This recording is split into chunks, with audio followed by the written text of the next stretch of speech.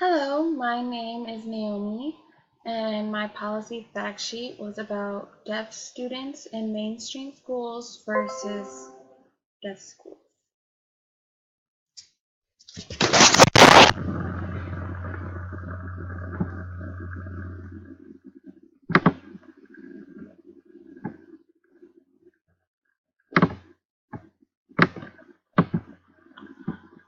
So basically, disability discrimination faced by deaf students in hearing schools where accommodations are not made. My proposal is deaf students need to be provided with better resources and more qualified interpreters to help them bridge the divide so they have less adversity to overcome and receive better education. Schools that have a large population of hearing impaired or deaf students need to have a separate budget for interpreters and other sources for them, including extracurricular activities. Some facts about deaf students. An experiment done at Stanford depicts that deaf students at hearing schools scored marginally lower than deaf students at Gallaudet. And Gallaudet is a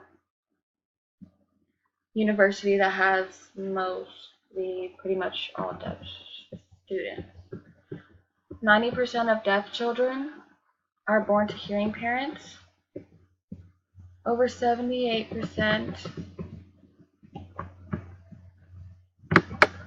of deaf children attend mainstream schools with no specialist support in place, so they have no interpreter, no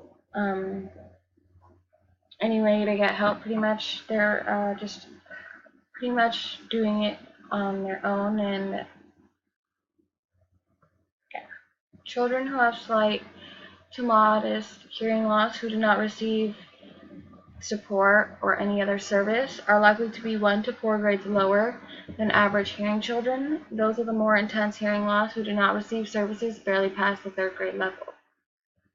Approximately 85% of all deaf or hard of hearing students in the U.S. are educated in public school programs, with 43% spending most of the day in general education classrooms. As of May 2010, the average salary for interpreters was $43,000. However, in a more recent study from 2016, interpreters' salary raised to $46,000 and vary depending on certain circumstances. So if they were an interpreter for the court, I think they made up to $80,000, and it just varied from there. Interpreters for the court and for medical services receive more money than normal interpreters in regular school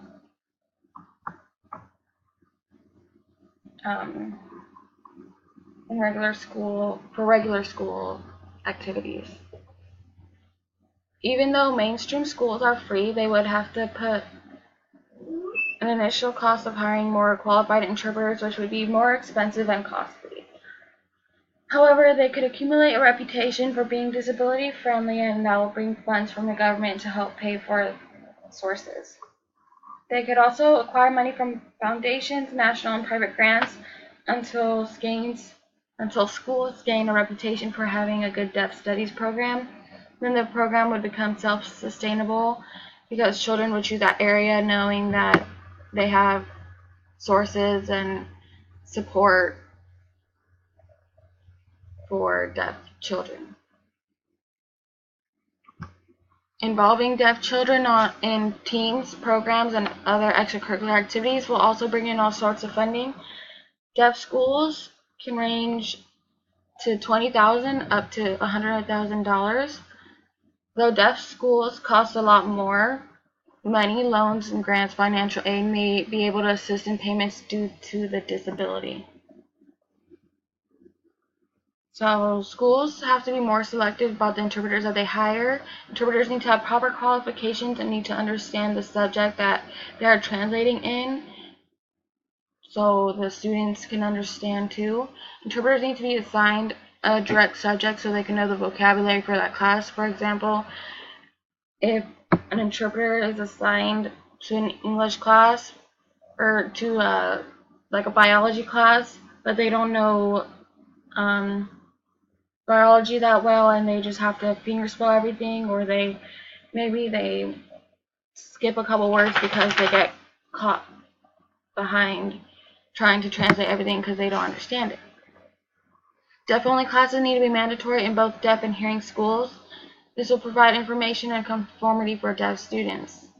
The class will also need to address the differences between sign language and regular spoken English to better prepare deaf students for higher education and the workplace. All administrations, with librarians, teachers, cafeteria staff, need to be aware of the rights that deaf students have to avoid disability discrimination. This will make the campus environment more comfortable for the students and help them participate and get a better education. So the pros and cons for the mainstream school and deaf schools. The pros for a mainstream school is that there's a wider variety of subjects, there's more opportunities to socialize and get comfortable with mainstream society. It might boost their self-esteem to help them conform, and many schools will work to accommodate the needs of deaf students. The cons of mainstream schools is that deaf children have to work harder and faster to catch up, miss out on experiencing deaf culture. They won't be able to they will not know. They will miss out on the language depending on like sign language. They might miss out depending on how well their family structure is at home and the interpreter how well they do. They have to rely on a translator, and it may cause feelings of isolation, depression, and embarrassment. They might miss on materials and be able to not participate. Deaf school pros will be they will be immersed in their culture and language, and communication will also be easier for them. They will be involved in extra activities, and the classes are smaller, which helps one-on-one time and better education with less distractions. Deaf schools also recognize students' potential and help them when needed, and they are more introduced to deaf role models. The cons of a deaf school: they have a harder time adjusting to mainstream society. They have to work harder on communicating with hearing people. Might get too comfortable with people who are only deaf or hard of hearing.